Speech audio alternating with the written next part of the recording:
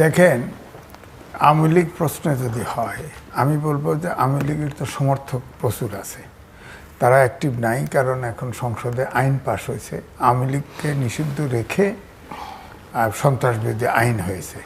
এটা একটা open ended আইন, আমি বলবো কালো আইন। এই আইনে যে কোনো দল কিন্তু নিষিদ্ধ হতে পারে। ধরেন এখন বিএনপি আছে, জামাত মাঠে গেল, জামাত যদি সন্ত্রাসী কর্মকাণ্ড করে নিষিদ্ধ করে দিতে পারে। আবার ধরেন 50 বছর, 100 বছর, 10 বছর পরে আওয়ামী লীগ আসলো, বিএনপিকে এখনই দোষ করে যে আইন করার পরে বিএনপিকে, অর্থাৎ একে অপরকে নিষিদ্ধ করতে পারে। যেমন 1974 সালের স্পেশাল পাওয়ার অ্যাক্ট ছিল, ডিটেনশন দেওয়া হতো, কোর্টের কাছে যাওয়া যাবে না। মোস্তাকের সময় 15 আগস্টের পরে 80% লোক গ্রেপ্তার করছে মোস্তাক, ওই মানে ওই আওয়ামী লীগের আইন, স্পেশাল পাওয়ার অ্যাক্টে। সুতরাং এই ধরনের আইন কিন্তু গণতান্ত্রিক ব্যবস্থাপনায় সঠিক না, এটা কালো আইন। এখানে যে আইন করে সেই ওটা ক্ষতিগ্রস্ত হতে পারে।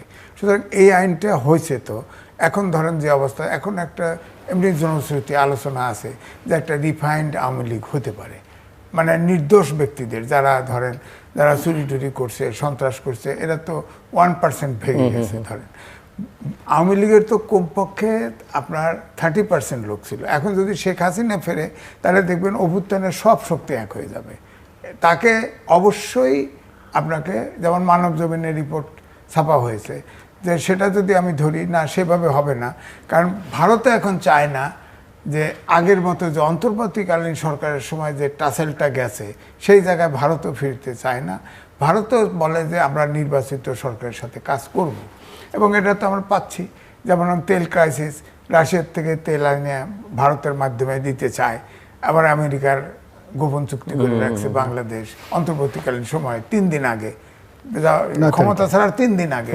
এখন আমেরিকার অনুমতি লাগে, সেটা অন্য আমি বললাম না। এই জন্যে আমি বলছি যে দেশে এখন আওয়ামী লীগ যদি শেখ হাসিনার নেতৃত্বে আসে, তাহলে কিন্তু আগের জায়গায় দেশ ফিরে যাবে। তবে রিফাইন্ড আওয়ামী লীগ যে বলেন যে মূল নেতা, তারা তো দেশের বাইরে চলে গেছে। এখন যারা আছে তাদের পক্ষে এত সমর্থক দল, একটা দল সংগঠিত তো করা, যারা তারা বসায় দিলেও কিন্তু হবে না। তবে এটাও ঠিক, শেখ হাসিনার আশীর্বাদ না থাকলে কিন্তু সেই কমিটি কাজ করবে না। সুতরাং আমি এই জন্য বলছি যে আমি খুব দ্রুত আওয়ামী লীগের কিন্তু উত্থান দেখতে পাচ্ছি না, কারণ অনেকগুলো হার্ডেল আছে, এগুলো পার দিয়ে এটা সম্ভব না।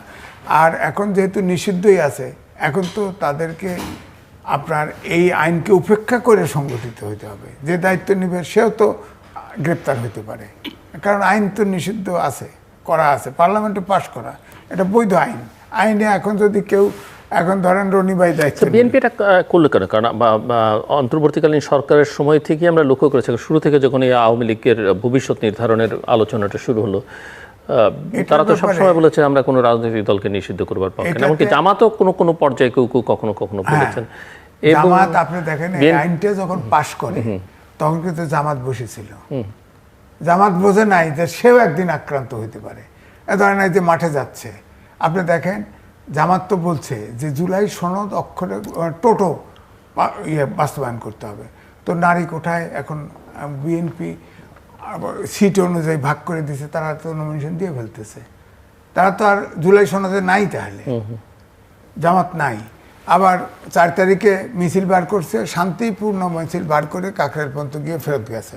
তারাও বুঝতে পারছে আইন করে, কিন্তু এনসিপি কিন্তু ঠিকই আলাদা হয়ে গেছে, বেড়ে গেছে, কিন্তু জামাত কিন্তু এটা সমর্থন করছে আইন। তো এটা তো গণতান্ত্রিক রাষ্ট্র ব্যবস্থায় এই ধরনের আইন তো একটা রাজনৈতিক দল আর একটা রাজনৈতিক দলকে নিষিদ্ধ করবে, পার্লামেন্ট আইন করে নিষিদ্ধ করে তার বিপদ ডেকে আনবা, এটা উচিত করে নাই। আমি 1974 সালের রেফারেন্সটা দিলাম। তো এই জন্য আমি বলছি এই আইনটা কিন্তু খরচ সবার জন্যে, এটা সবার জন্য, এটা কে কখন নিষিদ্ধ হবে এখন আমরা তো বলতে পারি। ডেমোক্রেটিক পলিটিক্সে এই ধরনের আইন থাকা উচিত না, এটা ঠিক করে নাই। জামাত ওখানে বসে, এখন তো জামাত আন্দোলন করতে পারবে না। আপনি বলেন, এখন জামাত শান্তিপূর্ণভাবে মিছিল করুক, কোনো সমস্যা নেই, ওয়াকআউট করুক, কোনো সমস্যা নেই গণতন্ত্রে। যদি আইন শৃঙ্খলা পরিস্থিতির অবনতি ঘটে, তাহলে গরম পানি, লাল পানি, আর টিয়ার গ্যাস, সাউন্ড গ্রেড, 71 থেকে টান দেয়। তারপরে জেল ভরা 71 থেকে টান হবে না। ধরেন অনেকেই বলে যে, ধরেন অনেক জায়গায় আপনি খেয়াল করে দেখেন যে জামাতের 2টা নোট অফ ডিসেন্ট ছিল, 2টা। একটা হলো স্থানীয় সরকারে, যে তাদের অর্থনৈতিক ক্ষমতা দেয়া যাবে না, আর একটা হলো নারী কোঠায় 10%। তো নারী কোঠায় তো এখন দিচ্ছে সংসদের সিট অনুযায়ী যে 10% কোটা অলরেডি তো জামাত নমিনেশন দিয়ে ফেলছে।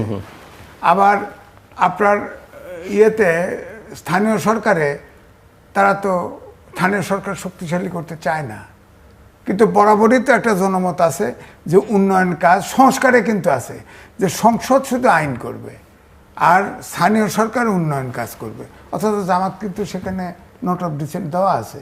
তারপরে ধরেন যে জুলাই সনদ, জুলাই স্মৃতি একটা জাদুঘর করতে চাইছে, সেখানে কিন্তু নিচে লেখা আছে এক লাইন যে স্বাধীনতার ইতিহাসে লেখা আছে স্বাধীনতার বিরোধিতাকারী দল হচ্ছে জামাত ইসলাম, মুসলিম লীগ এবং নিজামে ইসলাম। সেখানে কিন্তু তাদের আপত্তি আছে।